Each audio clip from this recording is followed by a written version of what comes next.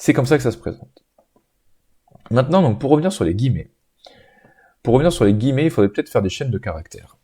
On va rechanger. On va se créer une chaîne de caractères, on va l'appeler chaîne, voilà. Je suis une chaîne de caractères. Là, vous voyez, j'ai mis double guillemets. Ok, ça marche. Si j'avais mis simple guillemets, ça aurait fait quoi? Eh bien, ça aurait aussi marché. Sauf que moi, en enregistrant pré-tiers, regardez ce qu'il va faire. Hop, quand j'enregistre pré-tiers, il me met les doubles guillemets. Parce que pour lui, c'est peut-être une meilleure pratique. Mais sachez qu'en réalité, simple ou double, c'est exactement... Enfin, pas exactement, mais oui, si, c'est pareil. En JavaScript, en tout cas, simple et double guillemets, c'est pareil. Par contre, si vous ouvrez en simple, guillemets, vous refermez en simple. Si vous ouvrez en simple et vous fermez en double, ça n'a aucune cohérence, votre code, d'accord? En revanche, si dans mon code, là, j'avais voulu, par exemple, mettre un guillemet, au lieu de dire une chaîne, je suis l'autre chaîne de caractères. Et là, vous voyez, en voulant mettre le guillemet, ce qu'il vient de faire, il vient de me refermer mon ouverture ici. Donc il y a une solution, c'est soit on sait qu'on a un guillemet à mettre ici, donc on emploie les doubles guillemets, et à ce moment-là, effectivement, on a bien toute la chaîne de caractères, mais on a aussi une possibilité de ce qu'on appelle échapper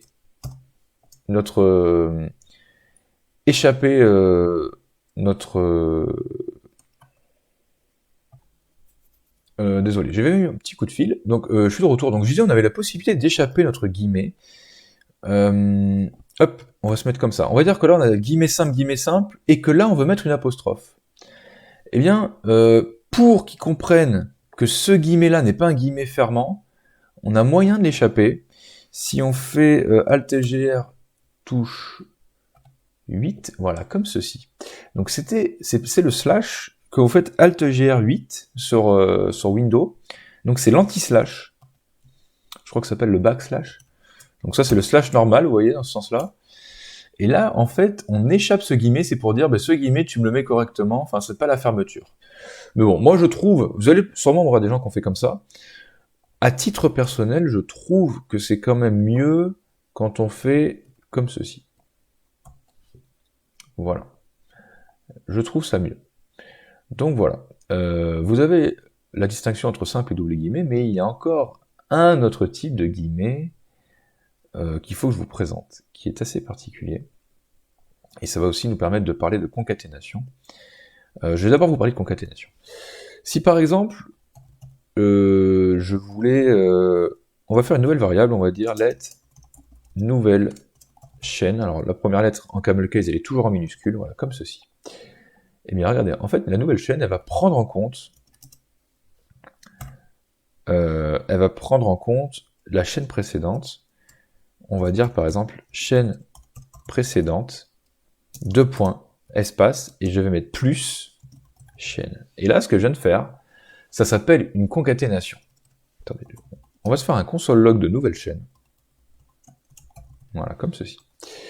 Là, ce que je viens de faire, c'est que je viens de mettre une chaîne de caractères, et que derrière, avec le plus, je peux y accoler une variable. Alors là, c'est une variable qui dit je suis une autre chaîne de caractères, mais on pourrait très bien imaginer un résultat, par exemple.